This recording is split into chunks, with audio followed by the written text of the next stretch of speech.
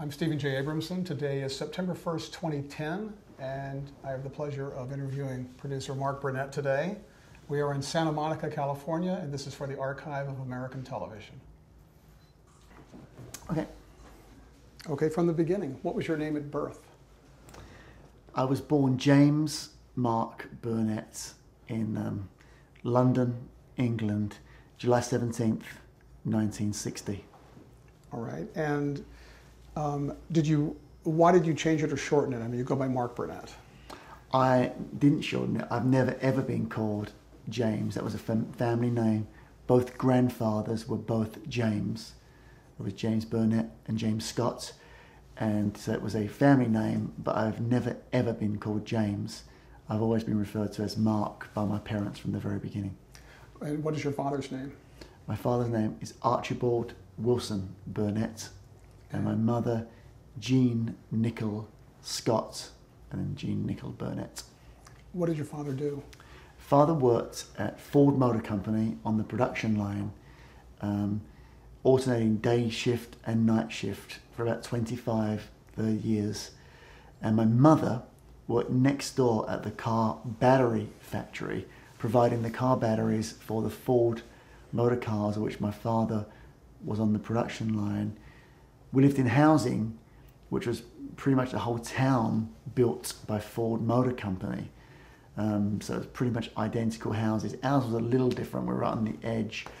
But Dagenham, Essex, is where Ford Motor Company, the American company, built a large production plant, and where working class people, blue collar people, got a chance to have stable jobs and also got to live in houses which sometimes had the opportunity to buy their own houses, in which our case, my parents were able to buy the house that I grew up in, which is amazing for people of working class means in those days in England.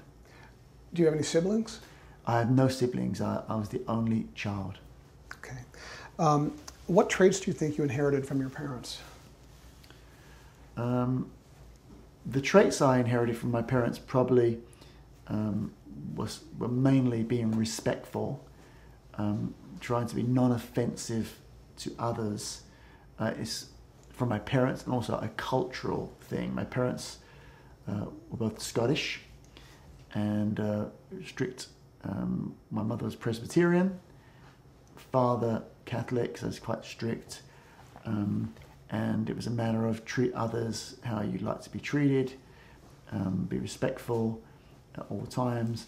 And so that's the main traits, along with hard work and understanding you actually have to work to get anywhere. But those are the traits. But the underlying core value that I inherited from my parents was I was never criticized.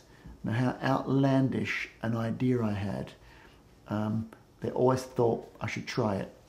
There were never limiting beliefs. They never tried to pull me down by criticizing me. And in fact, raised me up and felt that you could do anything. And an example of that, my mother always told me that the guy who started Woolworth's department store chain started with a shopping cart and was selling out of his shopping cart. Now, I have no idea if that story is true. I've never even bothered to look up on the internet to check it out. And in fact, I never will, because I like the story. And the point of the story was, yes, you may be working class, which is in America called blue collar. We work in factories, but you could do anything you wanted to do. And so I never felt limited and never felt that it would be terrible to fail. What were you interested in when you were growing up? Growing up, I think I've always been drawn to the colour green, forests, moss-covered mountains. I have felt very drawn to the outdoors and nature. Did you watch TV as a kid? Yeah, I watched TV as a kid. I mean, growing up, remember there were only 2 channels. So the whole country would pretty much be watching more or less the same program. So the water cooler buzz at school was always around television. One of the strongest things I remember was that how great commercials are in England and were growing up. So commercials became actually a talking point of story and art. I didn't realize it was art at the time. It was just something to talk about with your friends. Did you see any American television when you were Yeah, American television is one of the greatest exports that America has, obviously. The number one exporter of moving pictures, be it television or film, in the world is America. And therefore, England being so closely aligned with the United States, I saw many, many American shows, you know, like Chips, Dynasty, just all the great shows, the Rockford Files, Bonanza. But shows like Chips later came back into my mind because of living in Southern California and seeing CHP officers. I mean, it was a matter of saying, oh my God, can you believe in America the roads are that wide? They have motorways, freeways, with 8 or 10 lanes. Unheard of in England in those days. Look how big those American cars are. Look how cool those American police bikes are. Look at things like, you know, American Graffiti as a movie. You know, so it absolutely was very affected. Who knew that by watching the Rockford Files every week, which takes place in Malibu, that I would end up living and my children would grow up in Malibu. Did you have a favorite or any favorite TV shows or any that influenced you from your childhood? You know, I don't necessarily know I had a favorite TV show, but clearly things American were very interesting to me. It was very exciting because America was bigger, bolder, more, you know, charismatic. You know, I didn't understand then why I was drawn to it until I eventually moved here and I realized, oh, there are certain American values that really appeal to me as a person.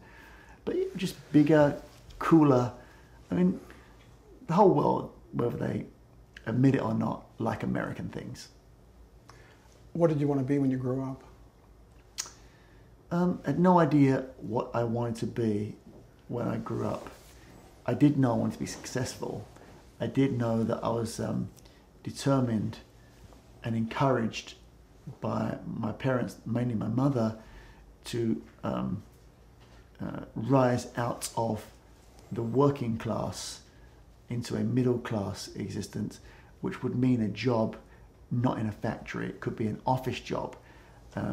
Someone working as a receptionist or an assistant is going into middle class-ish because it's a white collar job. You know, the upper class are very, very rich, and then there are stratas of middle class, lower middle class, upper middle class. So I was thinking I'd get into lower and maybe middle class because I clearly was smart. I did very well at school, and I was encouraged to think beyond Ford Motor Company. Where did you go to high school? I went to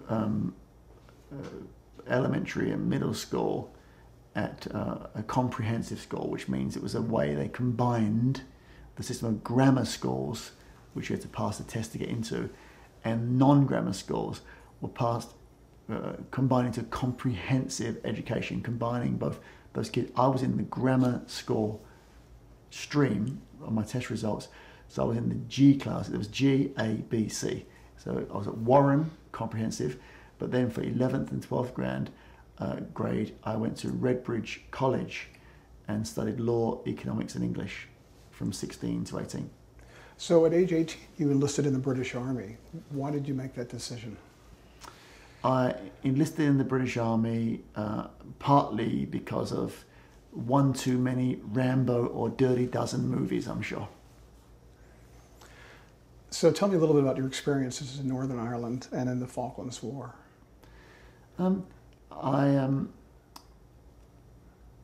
had a very interesting few years in the British Army and managed to get a couple of different times of active service.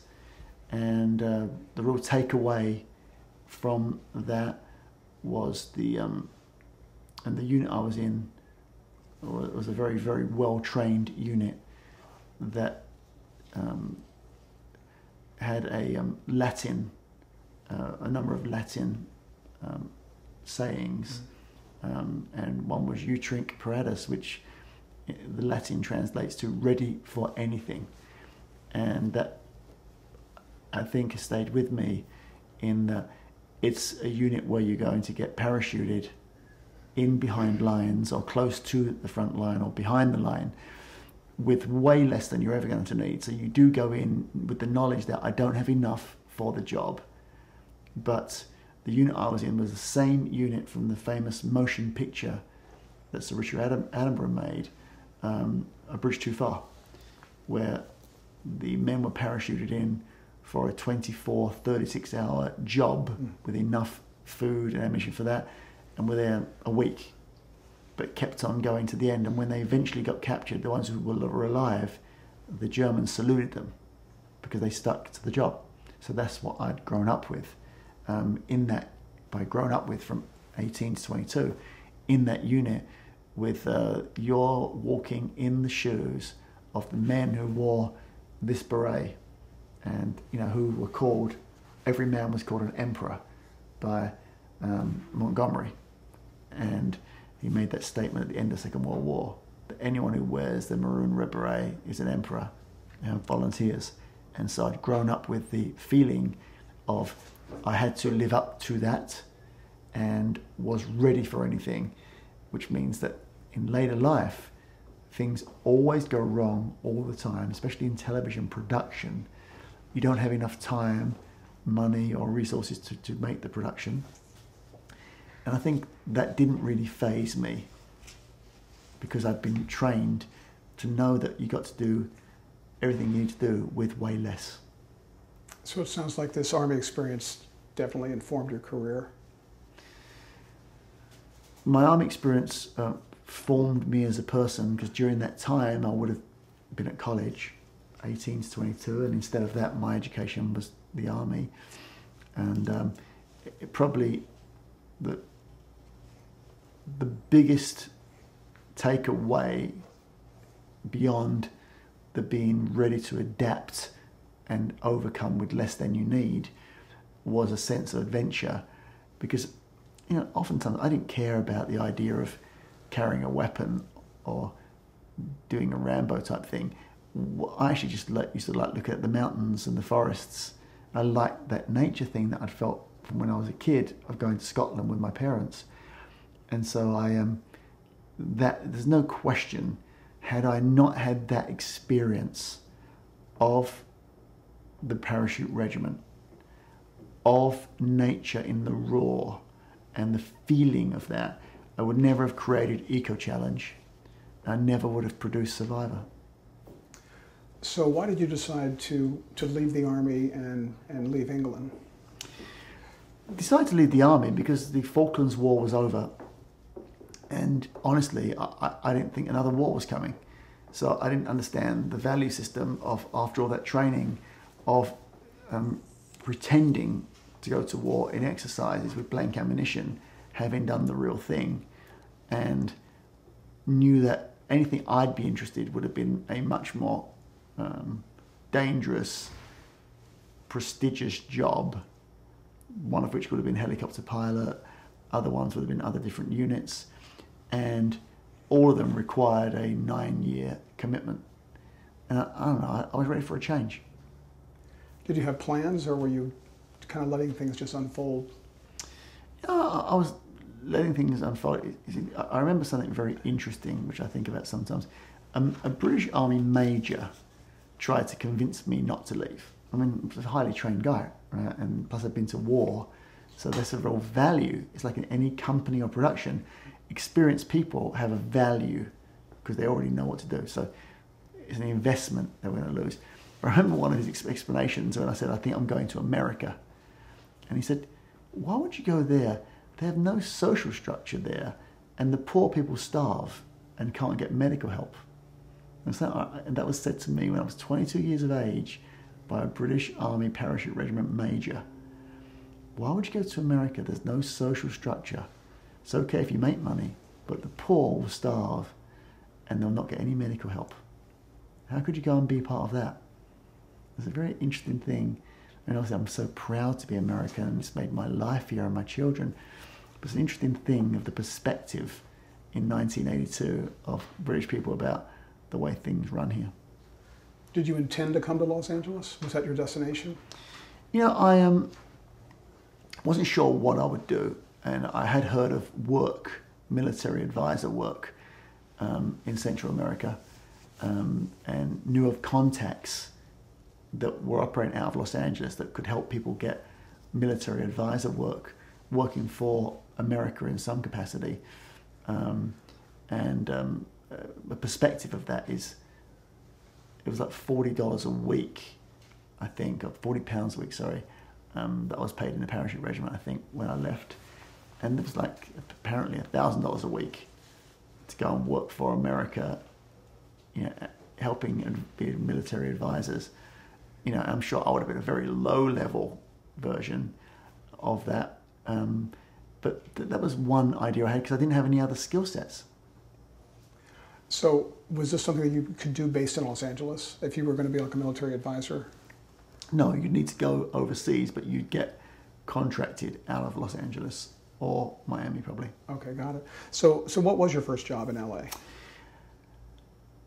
By the way, when I left England, an only child, as we've mentioned, and my mother pulled my arm as I was half an hour from boarding a Pan Am flight in coach with a couple $100 in my pocket, American money, and a one-way ticket. And I hadn't really said what I was thinking of doing. And she said to me, we've really been through a lot with you, in that we get telegrams from strange places saying, I may never see you again, which is part of the British Army tradition. When you go into a certain final action, you need to write home. And they said they did it by telegram in those days, probably email now. And said, you put us through a lot and we supported everything. We've never not supported you, even as the only child. But, please don't get involved with any guns or anything like that. Because I said I might get security work in Los Angeles. I didn't know of any security work in Los Angeles. I did just know about some lead for Central American work. And, but I made a promise to her before I got on that plane, no gun stuff. Enough of that. We're done with that. So I'm hardly going to break that promise to my mother. So now I'm arriving in LA. That plan is now no longer viable to me. And I did have one friend I was able to contact who was a chauffeur in Beverly Hills. And he had suggested, upon calling him once I arrived, he suggested maybe I get a chauffeur job. And there were no chauffeur jobs available, but I got hooked up with a job which allowed a live-in experience, which paid $125 a week. That was a certain raise from the army. I could live in the house, food, car, gas credit card, which I've never even seen a gas credit card before in my life. And it was a child care position, basically a nanny or a man version in Beverly Hills. And I started work after interviewing the first day I arrived. I arrived October the 18th, 1982, interviewed that night, started work October the 19th, 1982, at 624 North Beverly Drive in Beverly Hills. And I called my mum and said, okay, so I found work. She said, oh, what is it? And I said it was childcare. And to which she was like completely shocked, couldn't imagine I could possibly be responsible for a child, let alone myself, let alone a child. I went on to describe, I lived in Beverly Hills. I had what seemed like 50 channels of cable TV with movies playing 24 hours a day, unheard of. It was a Z channel, unheard of in England. It was so impressive to me. Electronic dishwashers in the house. And the only car they had to let me use was a Mercedes, at which point my mother said, if you can't make up a better lie than that, don't bother. Click. It sounded so unbelievable. It was all true. Of course, I called back and said, no, really. and I eventually brought them out to see that house. What did that Beverly Hills family see in you that they hired you, like pretty much the day you arrived? I think I didn't know that I could sell myself at all. And I learned pretty quickly that night that I was able to sell myself. And I think they were very smart people, and what they saw was they had a 3-year-old boy from the current marriage, a 17-year-old boy from the man's previous marriage, and also an older daughter at UCLA. But for the two boys, one's 3 and needing some a male playmate, guardian, and the 17-year-old at Crossroads in Santa Monica was in and out of all kind of little problems, now living with his father full-time and the father's new wife, who was the mother of the 3-year-old. And I think she saw the vision of this would be really useful, as opposed to like a female, older, traditional nanny, or a young Swedish au pair girl. This could be interesting. This might be good for the boys. And it turned out to be very good for all of us. Do you know what became of your charges? Sure. What they're doing today? Yes, I do. I'm still in touch with the family. And I recently took my wife, Roma Downey, over for dinner with the Jaeger family, who were the family, Pat and Irv Jaeger. The son was Jeffrey, the 3-year-old. And recently Roma and I had dinner with Pat, Irv and Jeffrey at their house in Century City. In this world of Beverly Hills and Mercedes and 50 channels, did you have any difficulty adjusting to life in the U.S.? No, it was great to be in the US. I had zero difficulty adjusting to the US. It was a dream. You have to realize as Americans, you don't understand what it's like to be on the outside looking at America through television. It's very alluring, very exciting. Everybody wants to be Americans or know Americans. Even people who criticize Americans, in my experience, I mean, I can't speak for the world, but certainly British people and Europeans, there's an admiration for America. It's kind of cool. So how did it come about that you started selling T-shirts at Venice Beach? I felt entrepreneurial, and I was actually working at an insurance company. And I went home to visit my mum and dad, and my mother's friend had a small clothing store in Dagenham, that Ford town, basically, where my parents worked at the factories. And she had a small clothing shop, selling to the working class women who wanted to look a little bit better. And she was French, and her friend was French. And she said to me, maybe you should start, but you're in America, start a business. You've got some get up and go. Because I'd moved to America, and I'd been there, must have been 4 years at this point. And I'd come back for another trip. I'd been back previous. And she said, I bought these bathing suits from Finland for the summer. It's obviously cold now. This was now Christmas time. No one's buying bathing suits in Dagenham at this point. I didn't sell them very well. You could have them for free. Use this as a way to start a little business. So I brought them back, these very, very high quality bathing suits from Finland, really, really high quality. And at zero cost, they were given to me. The woman was giving them away to try. I think I brought back maybe 50 bathing suits. And I was working in an insurance company, and I sold them in the lunchroom over a couple of days.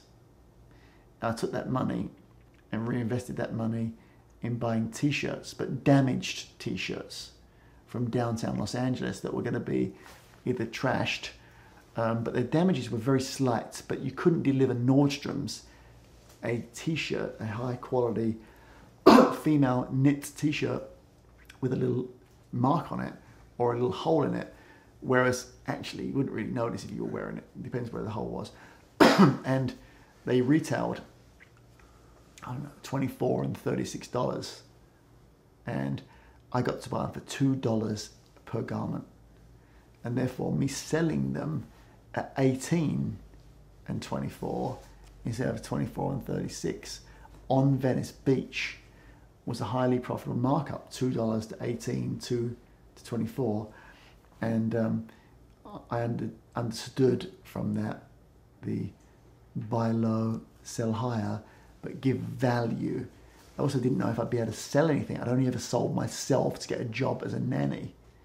Now here was I selling garments on Venice Beach, scared to death. But again, American people are so nice. They're easy to talk to if you give them value for money. It turned out, it worked out. And so that taught me selling skills. Was it about this time that you realized that you had a knack for selling, a very sharp business sense? It was about that time that I realized I was absolutely not frightened to work hard. About that time that I realized even when I have a job, be it a nanny or an insurance company or whatever I was doing, that I put in way more hours than required because I always wanted to succeed and do well. It's a sense of this integrity I grew up with of wanting to deliver on what you've been asked to do or over-deliver. And so I kept thinking, well, imagine if I was working for myself and I just did even more because it's been my own thing, you know. The amount of work I do to make someone else money, how about if I was doing it for myself? And that was the driver, combined with the fact that Americans are open-minded to give you a chance and that your working class accent is not viewed as an awful negative in America. In fact, people would say to me regularly, well, did you go to Eton or Oxford and Cambridge? Do you know the Queen? Crazy questions, funny questions, but it just showed me immediately they can't tell whether I speak like Michael Caine or Prince Charles. They just know I've got an English accent and they're assuming I must be highly educated and smart because they think Brits are all educated and smart. And so that meant it was a positive having my accent versus a negative to be a working class accent in a country like England where the accent is something which places you in a very difficult to be mobile in a certain class. So now I'm in America. People seem to like me. They like the fact that I'm British. They'll give you a chance. I've been a nanny in very wealthy houses and didn't think they were that smarter than I am, and liked the way they lived. I wouldn't mind having an electric dishwasher, you know, wouldn't mind having a Mercedes, but, you know, and the opportunity was there. So because someone gave me bathing suits for free, which I then sold, that woman would never take any money for the bathing suits. Even after I sold them, she said, no, keep it, reinvest it. She was a businesswoman, and I owe her something.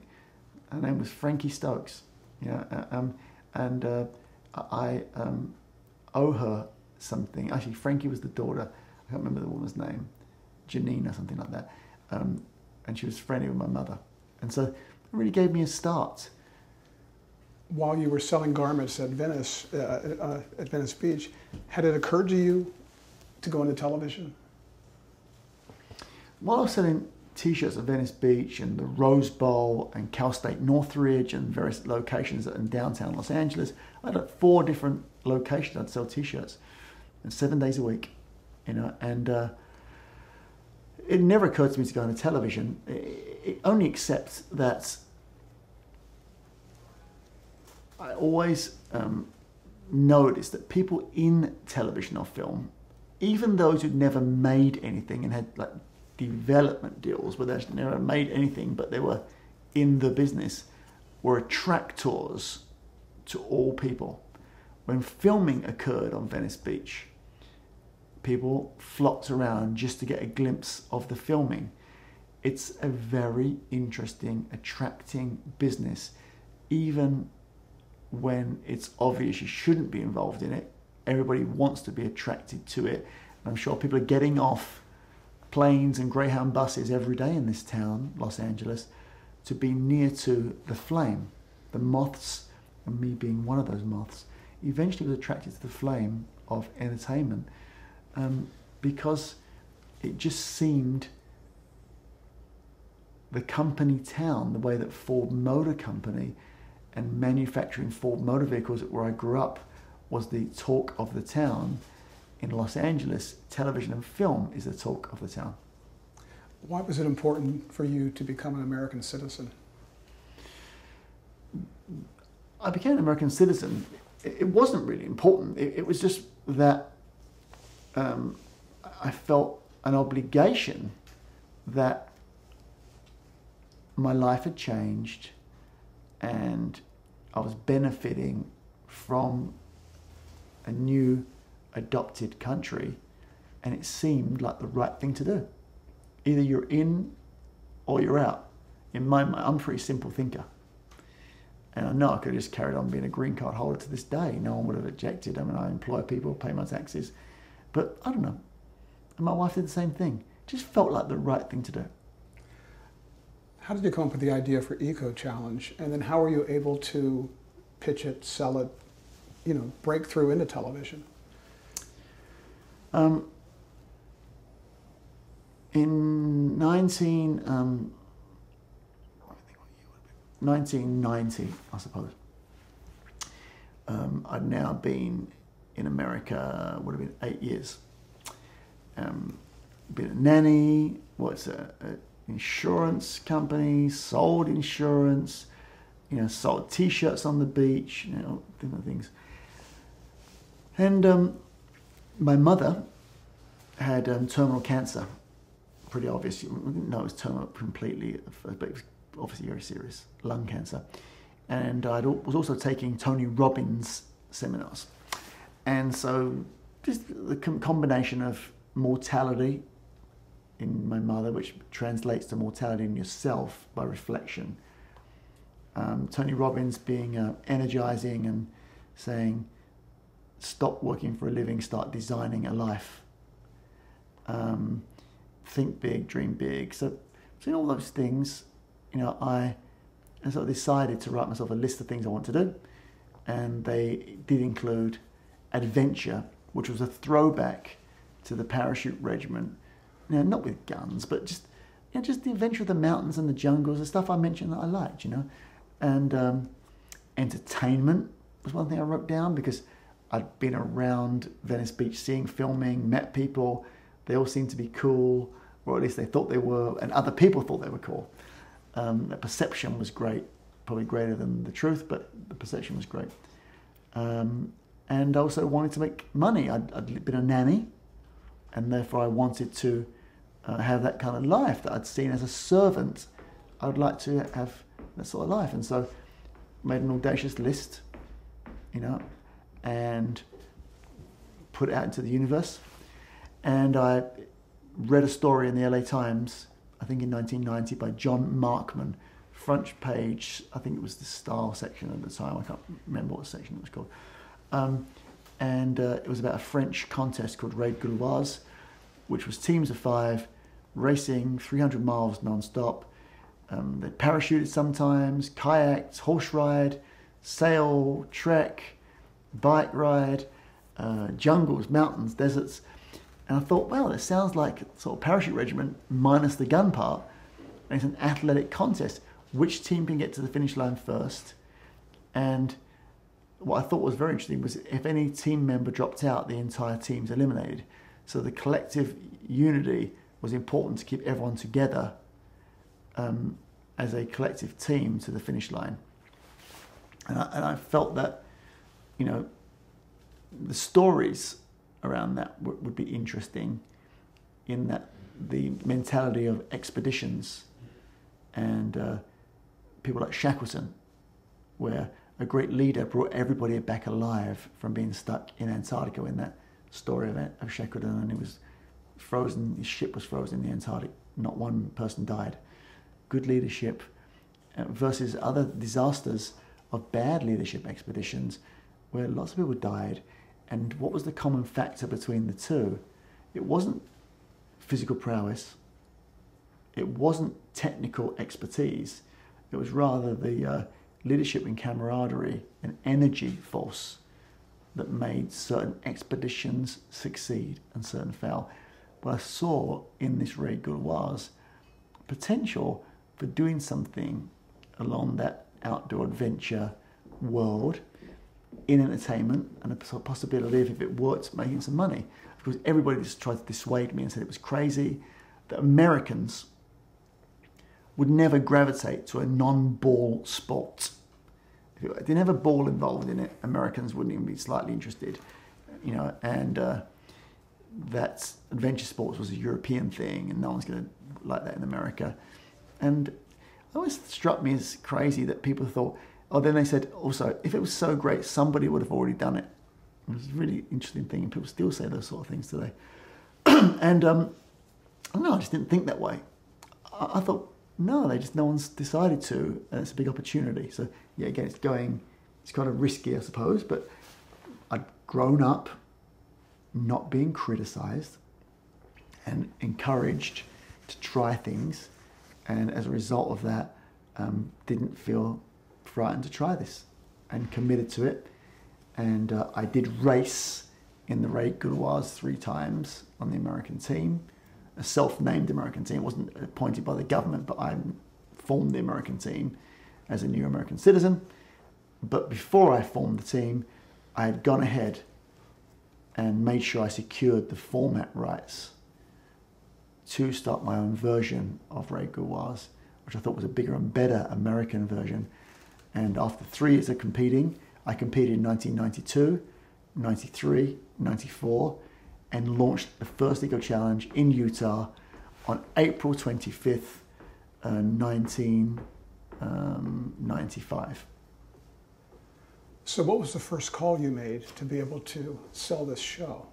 I mean, from your background, it didn't sound like you had intersected with anyone except for just kind of being observer of, like, you know, film shoots and that kind of thing. Did you just pick up a phone and call somebody, or how did you make that first connection? The way that Eco Challenge succeeded is primarily as a result of my naivete of not knowing what wasn't possible. Now with my experience, it would be much harder to do that on some levels, because I know what's crazy and what not, you know, people are not going to buy. But I didn't know that. And so I devised a scheme which in retrospect was very clever and very, very ahead of my time. Here's the deal. I wasn't worried about being a TV show at all. I wanted to own the event. I wanted to race in the event. I wanted to live around the event. And I felt it was going to mainly have news coverage on television and magazines and print. And I needed sponsors. And the sponsors, though, asked me, what's your television exposure? And when I explained the news angle, they thought, oh, not really, it should be a show about it. And I said, okay, I'm going to make a show. And I'm going to make a show, and I can think on my feet. I knew the point of view would be the human struggling and the camaraderie of teams failing by arguing and losing their energy. And that would be the through line, would be not necessarily about someone winning, but someone just about making it or failing would be the storyline, because it's a team of 5 people or 4 people in the Eco Challenge case, and it required the collective calm energy of all of them to get to the finish line. So I need to make TV. That was my point of view. The question is, what would I do? Well, I met a person at the gym I was training at in West LA, a sports reporter from Channel 9 News. His name was Mark Steinis. Today, he is the anchor, the host of Entertainment Tonight. Still a close friend of mine.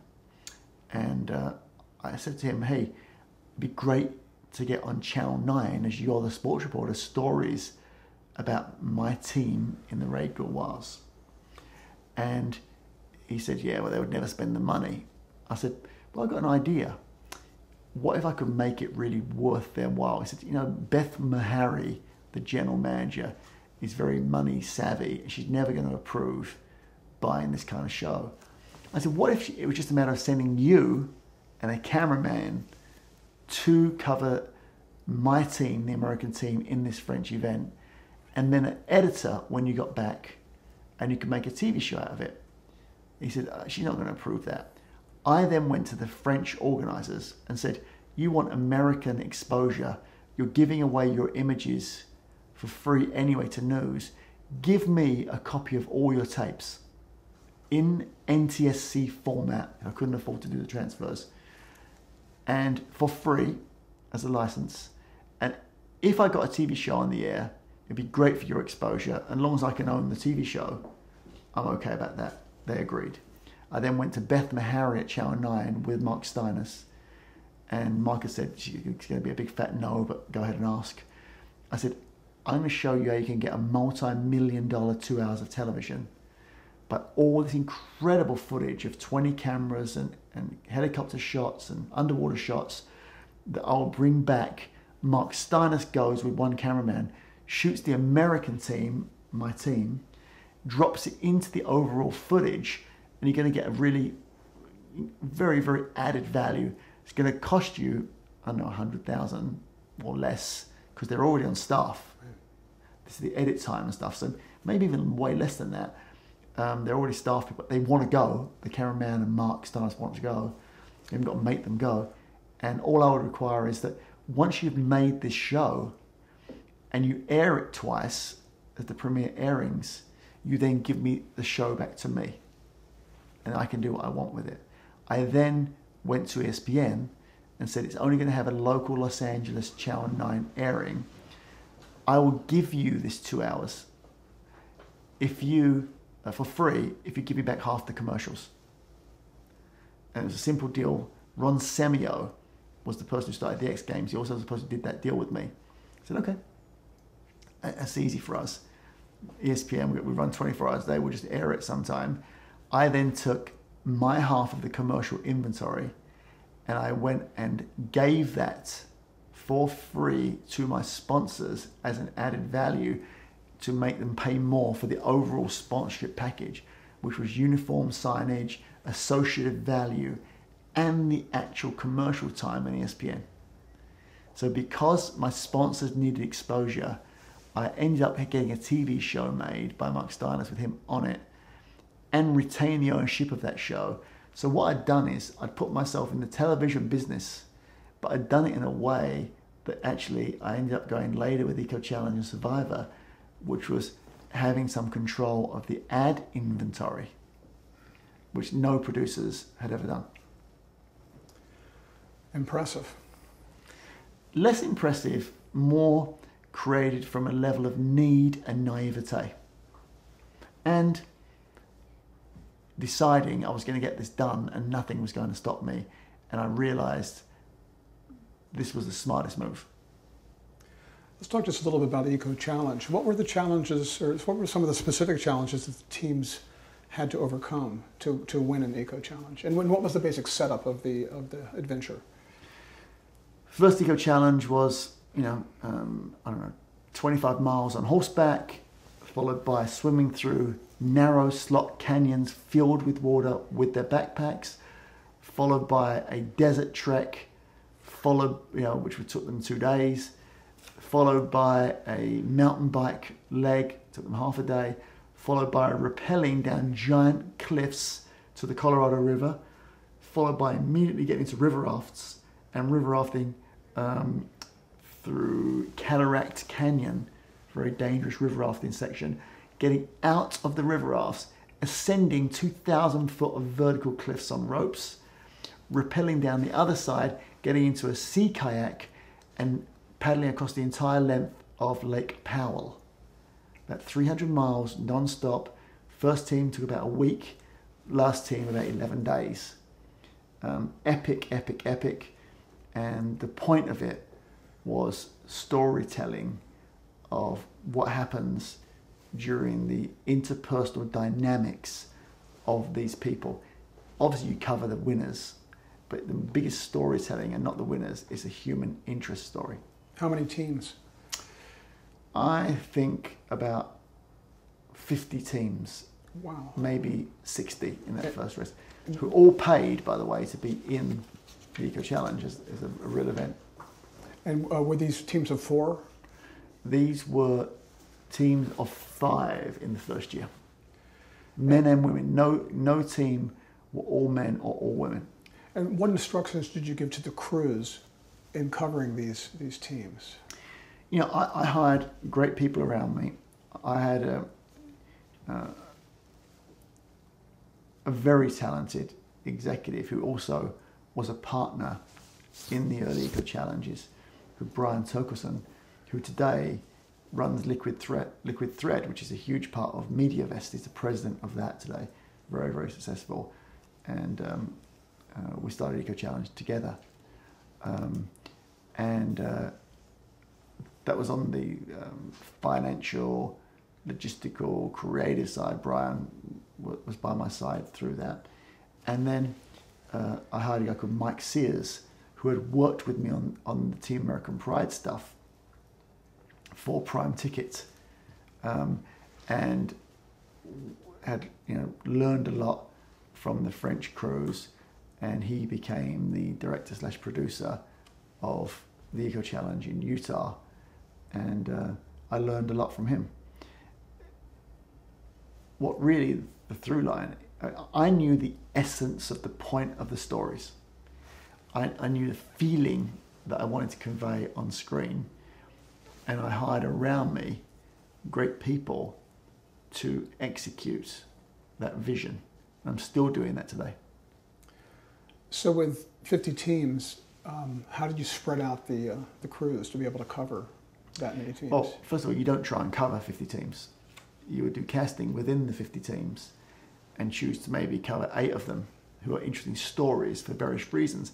The team with the 73-year-old great-grandmother, the American Marines team, the team of young surfers sponsored by a surfboard company, the team with a bunch of investment bankers, very diverse groups. It's a very different point of view of what their intentions were, what their outcome was in terms of race, and what their outcome was in terms of experience, which translates drama to the screen. So how did you choose the teams? How did you cast the teams? Just instinct. You mentioned instinct, and I know that you talk about, I think in your book or in some articles I've read, that your mother taught you about instinct, or at least had a gut feeling about certain things. And has that become a big part of decision making in your career and your life? Yeah, my mother had great instinct for sure, but I think everybody has instincts, really. The question is whether you listen to it or not. And sometimes I do, sometimes I don't. The reason you don't follow instincts is fear. And in the case of the early Eco Challenge and Raid Galois, Team American Pride, Eco Challenge and Survivor, the fear of being an insignificant person and not trying to make something big of myself was far greater than the fear of it going wrong. Because you only deal with pain or pleasure. And therefore, the pleasure of the easy life and no risk was a less of a motivator than the fear and pain of being insignificant and not trying something. What kind of scale was the television production for Eco Challenge? I mean, what kind of equipment did you have to use, and how much of it? Well, it's huge. I forget, but I think it's probably 20 camera crew. I don't know, maybe 15 camera crews, a couple of helicopters, both enormous endeavor. Mike Sears really put together that logistical plan, still a good friend of mine. And so it was just enormous, but we'd also seen the enormity of the French production, which was very like Paris-Dakar, Tour de France. The big difference was that once you get the number of camera crews and logistics that you have available to you, if you're not doing more, it comes back to the parachute regiment thing, doing stuff without enough resources. But the important thing is the point of view that your intention is. So that's what I've always had, at least, as a clear point of view, and it's I think I'm a generalist, not a specialist You know, I don't want to know how the lens works and how the edit machine actually works. I'm interested in what the result of the image on the camera and the mixture of that with sound and dialogue and the outcome, not how it happens. Make sure it's my job to not even understand how the cameras even get to the production. If I've got to worry about that, I'm crazy. I'm interested in the casting and the point of view that comes across through the screen. It would seem there were obviously inherent dangers when you're shooting a show about with an adventure theme. Eco Challenge has massive dangers, and however, there was a whole point of it. If it wasn't a thing that potentially someone could have got killed doing, or at very least be on their knees crying, and it was really like a military operation, which I wasn't scared of. You know, I will tell you something, which was the race was starting on, I believe, Tuesday, April 25th. I don't have a calendar to check, but I'm pretty sure that on the preceding Thursday, which would have been about the 20th of April, that we didn't have permits. I had 1,000 people in Utah. I'd convinced Dateline, and Brian, both of us, had convinced Dateline NBC to be there to cover it. We'd convinced Good Morning America to cover it live by satellite. MTV to be the broadcaster. Journalists from People Magazine, Outside Magazine, you name, I mean, enormous. 50 teams, their families, support crews, 50 vehicles, 200 bikes, 50 river rafts, national park needed, 0 permits. And I remember Mike Sears saying to me, the guy who was going to direct the television, and my friend came looking for me, and he was told I was sleeping on Thursday night. And he said, how can he be asleep? We have no permits. Who could sleep in this situation? And I said, Mark can. Because he's, you know, and that's very my personality, that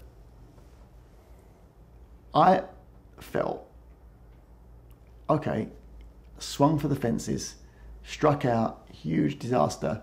I guess I'll go back to England. You know, what else can I do? You know, I'll take my young children and my wife and go back to England. What else can I do? I'm here. When I'm in a situation that I didn't intend to be in, who knew that we wouldn't have permits? Because we had permits and then we were sued by an environmental group, which is very funny, being Eco Challenge and how eco-friendly we've always been. But, you know, that's what I've learned. Things don't always add up and people have their own political intentions.